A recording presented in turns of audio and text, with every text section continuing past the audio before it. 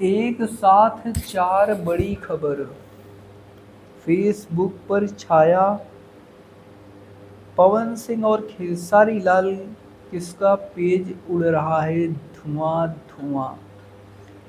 नमस्कार दोस्तों, आप सभी का स्वागत है एक नए वीडियो में।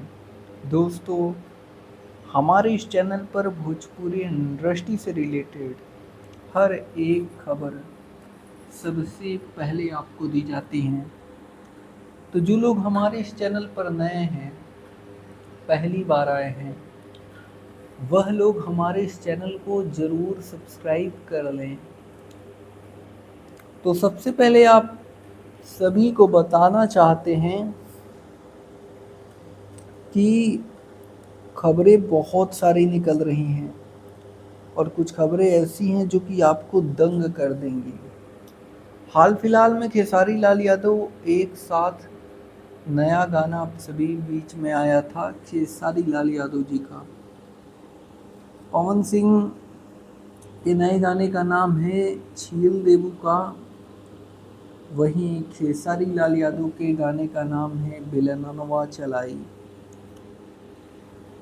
पवन सिंह के गाने के व्यूज की बात की जाए तो जब मैं यह वीडियो बना रहा हूं तो पवन सिंह के गाने पे 17 लाख व्यूज मिल चुका है और 94,000 के तकरीबन लाइक्स मिल चुका है।